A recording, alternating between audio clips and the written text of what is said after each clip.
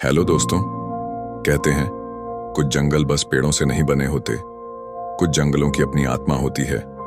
और एक बार जो उनकी सीमा में आया वो फिर कभी इंसान नहीं रहता। हम 4 दोस्त थे, मैं, समीर, नील और आरोही। हम एक एडवेंचर व्लॉग चैनल चलाते थे और खतरनाक जगहों की तलाश करते रहते थे। एक दिन हमें एक गुमनाम मेल आया। सिर्फ एक लाइन लिखी थी, अगर सच्चा एडवेंचरिस्ट है तो कालवन जाकर दिखा। नाम सुना तो रोंगटे खड़े हो गए।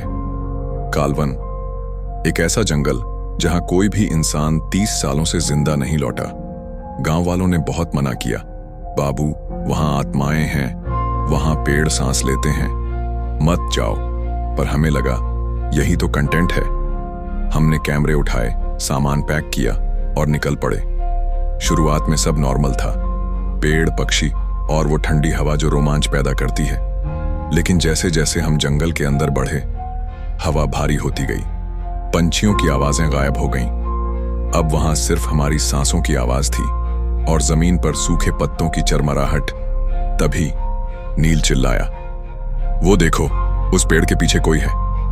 हमने कैमरा झूम किया, काली आकृति, इंसानी आकार की, लेकिन चेहरा नहीं दिखा।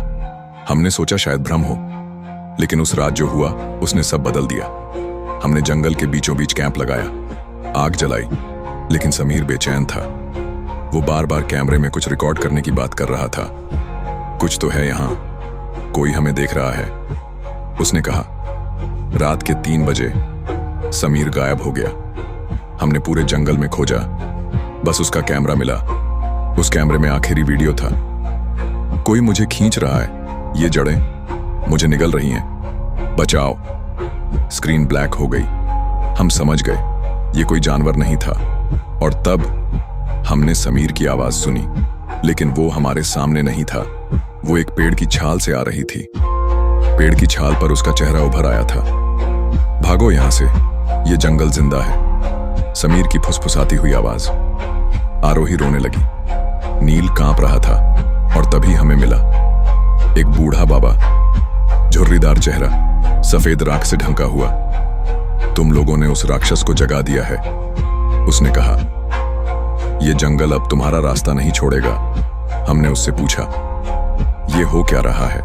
उसने कहा, यह जगह कभी तांत्रिकों की थी, यहां बलि दी जाती थी और काले मंत्रों से जंगल को जिंदा बनाया गया। अब हर पेड़, हर शाखा उस तांत्रिक की आत्मा का अंश है।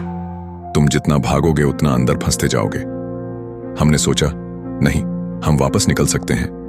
हम भागने लगे, दौड़ते चले गए, लेकिन हर रास्ता वही लौट आता था। एक मोड़ पर नील फिसला और जमीन की जड़ों ने उसे खींच लिया। बस एक चीख और फिर सन्नाटा। अब मैं और आरोही बचे थे। हमने एक आखिरी वीडियो रिकॉर्ड किया। अगर यह कैमरा किसी को मिले तो जान लो, कालवन सिर्फ जंगल नहीं, ये एक जिंदा राक्षस है।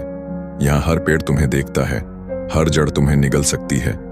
हम सब अब इसका हिस्सा हैं। ये मेरी आखिरी रिकॉर्डिंग है।